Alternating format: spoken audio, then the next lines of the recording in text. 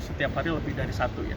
Kemudian juga sudah ada sekitar hampir mendekati 3,3 ton narkotika yang berhasil kita amankan di dalam jangka waktu sampai dengan tanggal 30 Juli.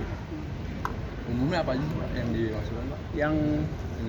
Yang paling jelas sampai dengan saat ini yang dimasukin adalah yang sama seperti ini adalah yang utama ya, yang terbanyak, yaitu metamfetamin. Karena memang pusat metamfetamin ini memang dekat dengan kita, yaitu dari Myanmar ya, segitiga Golden Triangle, dan juga sebagian juga ada datang dari Golden Crescent yang di sekitar Afghanistan. Nah, yang kemudian juga yang kedua setelah itu adalah yang sering kali kita tangkap adalah ganja. Kalau ganja itu masih lokal, artinya datang dari sekitar Aceh. Dan di luar itu adalah tambahannya ekstasi. Ekstasi ini kebanyakan berasal dari Eropa, dari Belgia ataupun dari Belanda. Untuk negara sendiri Pak yang paling terbanyak masuk ke sini? Yang paling jelas adalah narkotika yang kita tangkap sekitar 3,28 ton itu utamanya adalah transit melalui Malaysia, tapi bukan Malaysia asalnya.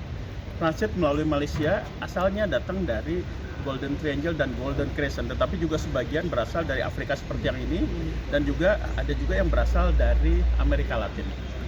Jadi sudah berasal dari berbagai tempat. Pak, yang mendominasi sendiri dari barang bawaan penumpang atau kiriman jasa ataupun laut?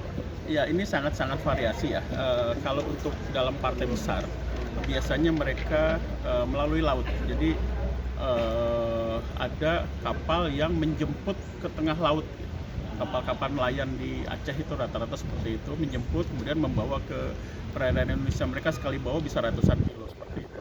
Itu yang melalui laut ya. Tapi kalau yang melalui bandara ini relatif lebih kecil karena kapasitas daripada yang bisa dia bawa. Seperti inilah kira-kira 5 kilo, ada 10 kilo, pernah juga sampai 30 kilo juga ada. Kemudian kalau yang kita dapatkan melalui kiriman-kiriman ya, kita juga banyak yang kita dapat intercept melalui kiriman, itu rata-rata ganja itu ya kisarannya sekitar ratusan gram sampai dengan 1 kilo, 2 kilo, bahkan ada yang 10 kilo gitu. Pak, apa sih yang membuat Indonesia ini menjadi pasar utama narkoba ini, Pak? Ya, ini bicara tentang supply demand ya, bahwa demand narkotika di Indonesia cukup tinggi, itu yang jadi masalah. Jadi kita bea cukai hanya dari sisi penegakan hukumnya, represifnya, tetapi dari sisi pencegahannya ini yang harus diperkuat lagi. Pencegahan itu dilakukan oleh, tentunya harus juga dilakukan oleh keluarga kita sendiri ya, lingkungan kita yang terdekat harus bisa mencegah itu. Jadi intinya karena itu Mas. Jadi sampai dengan saat ini pengguna di Indonesia itu sudah di atas 3,7 juta orang. Itu sudah hampir sama dengan penduduk satu pulau Singapura kira-kira. Jadi sedemikian besarnya sehingga mereka menjadi tujuan untuk penjualan narkotika tersebut. Pak, berdasarkan pengakuan dari para tersangka yang sudah ditangkap ini Pak, wilayah mana saja sih Pak yang paling banyak untuk di Indonesia ini Pak untuk diedarkan?